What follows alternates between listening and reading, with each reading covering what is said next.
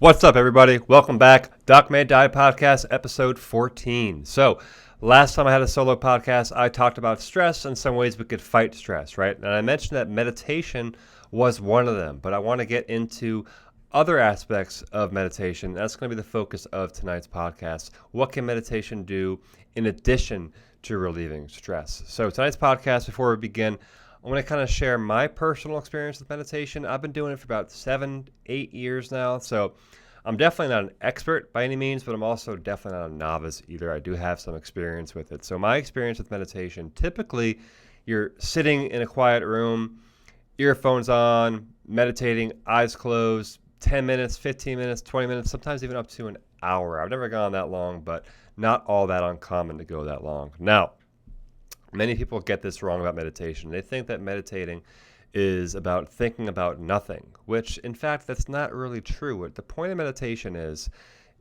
to be able to distance ourselves from our thoughts, to not be wrapped up in our thoughts and become our thoughts. So a good analogy that I heard, and this is actually directly from the Headspace app, is that you, when you're meditating, should imagine that you're sitting on a park bench and you're watching cars drive by. You are obviously yourself sitting on a bench, and your thoughts are those cars driving by in both directions. Those right there, those are two distinct separate entities. That you have you, yourself, and then you have your thoughts. So already right there, we're drawing a clear line between your thoughts and yourself. You're separating the two entities. So the point of the practice is to be able to sit there while you're meditating, watching the cars drive by, watching your thoughts float by in your mind. And the hard part is to not get up off of the bench and chase those cars. Do not get up off of the bench and chase your thoughts like a dog would. Like a dog would chase a car. Because when a dog chases a car, eventually it plays in traffic and it gets hurt, right? So we want to be able to sit there and not worry about our thoughts. Watch our thoughts, see them, and then watch them pass by. Once we do this enough times and for a long enough period, we are then able to essentially disassociate ourselves from our thoughts. Now, you might be asking yourself, well, why do I want to disassociate myself from my thoughts? That sounds kind of dangerous. Sounds weird, right? Well, let me give you an example. Say you're having a bad day. You're at work. You got late to work. You spilled your coffee. Your lunch sucked. The guy next to you in the cubicle, Bob, he smells. He has smelly food. Your boss comes over and he lays down this task on your desk. Think Office Space, right? And you're just totally overloaded. And you may feel anger. You may feel emotions of anger, resentment. And it's okay to feel those emotions and to have those thoughts. But what meditation does is once we're able to cultivate that skill and use it in our daily life, it allows those thoughts to pass by and not derail us the rest of the day. You may feel anger, you may think anger, but you don't need to become anger. You don't need to become resentment. Once we're able to practice this skill enough times, we're able to have those stressful situations and events roll off our shoulders. We're able to compartmentalize and keep that stressful and anger-inducing event in its place. We don't let it snowball into the rest of the day. That way, when you go home at night, you're not still angry, you're not still ruminating and thinking about it, and then you're irritable to your kids, your spouse, your family, whatever the case may be. And once we have this skill, you'll see it opens up so many doors of productivity and you get so much more done and you become a better person. And we'll get into more of those details later. But that's one of the biggest things that I personally noticed. Things that used to really set me off once I was meditating in a good groove didn't really set me off anymore. Didn't knock me off track.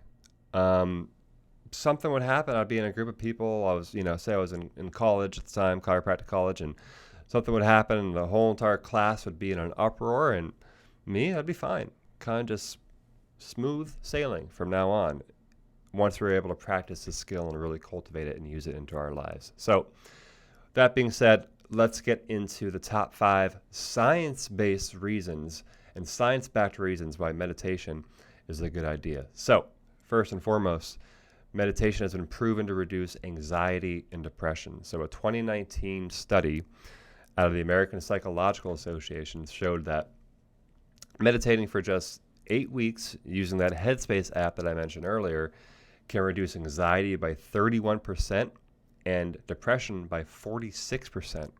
That's huge, especially when you consider that nearly a quarter of the U.S. population has some sort of mental illness, right?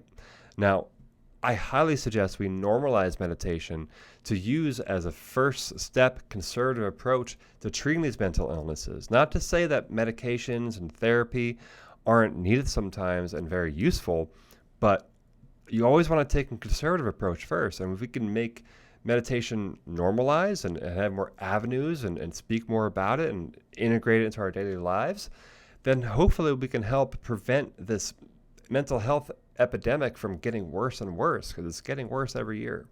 Now, science-backed reason number 2 why meditation is good is that it actually reduces pain. So a huge cohort study that looked at 38 different studies showed that on average, people who meditate have reductions of pain, have better quality of life, and of course, like I mentioned, reduction of depression symptoms.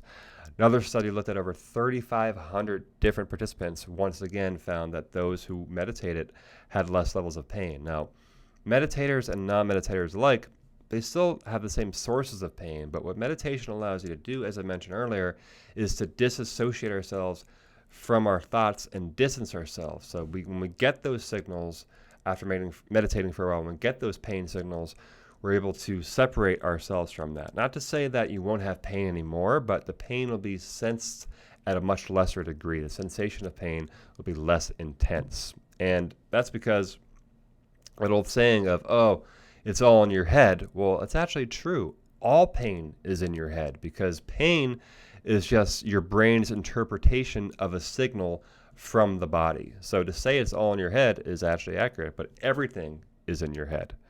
Now, reason number 3, backed by science, that we should start meditating is that it can improve sleep. And this one's easy to figure out. Going back to that cars driving by on the road analogy, imagine you're laying in bed at night sleeping and you're having thoughts. You don't need to follow those thoughts down the road. You don't need to chase them down the rabbit hole, and that one thought leads to another, and all of a sudden, before you know it, your mind is running. In addition to that, breathing properly and meditating can actually reduce our heart rate. And when we reduce our heart rate and we're breathing slower, we're really setting ourselves up for a better night of sleep. Reason number 4 why you should meditate is that, generally speaking, it makes you a better, more compassionate, more positive, more well-rounded person. So numbers to back this up. Meditating for 3 weeks, actually a 2017 study resulted in 3 weeks of using the Headspace app once again, resulted in a 57% reduction in aggression and reduced participants' irritability by 27%. So in addition to that, meditation has also been shown to increase positive emotions by 16% and compassion by 21%. So less aggressive, less irritable, more positive emotions, and more compassion. Sounds like something we could all use in this world, right? And the reason for this, once again, is when we're able to distance ourselves from our thoughts, we're able to be more in the present moment and have more room for empathy and compassion and aren't reactive and therefore irritable. So the last reason number 5, why we should all practice meditation, is that it makes you more productive. So multiple studies published in the Journal of Cognitive Enhancement have shown that meditation can improve focus by 14% and reduce mind wandering by 22%. And what does that mean? That means you can get more stuff done. That's always a good thing. There's a reason that a lot of top-level CEOs and high-functioning athletes, like them or not, LeBron James is a big endorser of the Calm app, can really induce better performance. Meditation is like a performance-enhancing drug without any of the side effects. So why not use it, right? So again, once we could use this skill, just imagine how much more stuff you can get done. All right, guys, so in review, the top 5 science-based reasons why we should meditate. Number 1, reduce anxiety and depression. Number 2, reduce pain. Number 3, improve sleep. Number 4, become a better, more balanced, well-rounded person. And number 5, improve performance. All right, guys, so that's it. see you next week. Next podcast, not sure what it's going to be yet, but go ahead, subscribe on YouTube, Apple, see you on Spotify as well, and we'll see you guys next week.